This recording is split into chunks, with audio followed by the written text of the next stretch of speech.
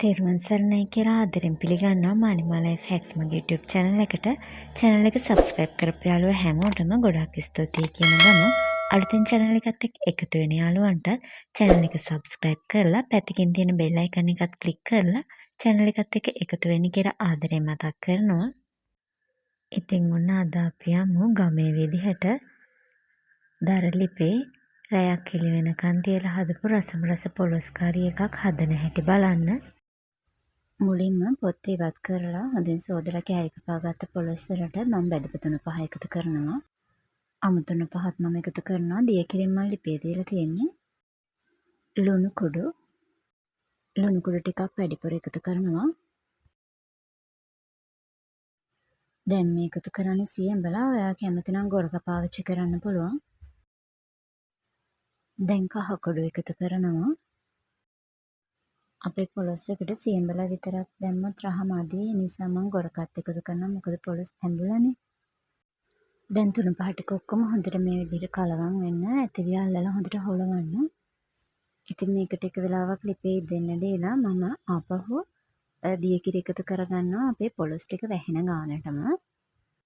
දැන් පියන වහලා හොඳට මේක තැම්බෙන්න දෙනවා. දැන් අපේ පොලොස් ටික භාගයට තැම්බුණාට පස්සේ කපාගත්ත ලොකු ලුණු, සුදු ලුණු, කරපිංච සහ රම්පෙ මම එකතු කරනවා.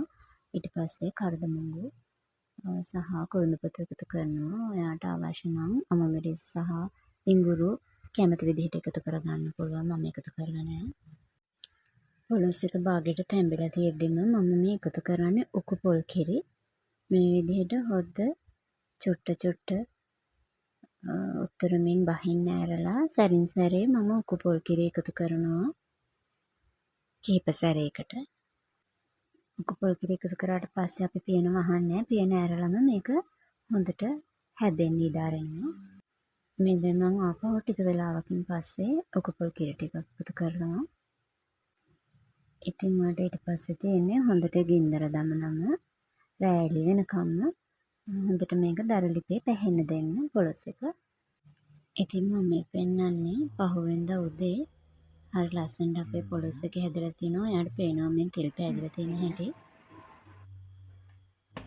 අවශ්‍ය නම් ඔයාට මේ තෙල් වලින්ම තෙම්පරාදුවක් දාගන්නත් පුළුවන්. ඉතින් යාළුවනේ ඔයාලත් මේ විදිහට පොලොස් එකක් හදලා රස විඳින්න. අද වීඩියෝ එකත් හදන්න ලයික් එකක් දාලා යාළුවොත් ෂෙයා කරන්න කමෙන්ට් කරන්න අමතක කරන්න එපා. අදට සමුගන්නම් හැම දිනෙකටම තෙරුවන් සරණයි.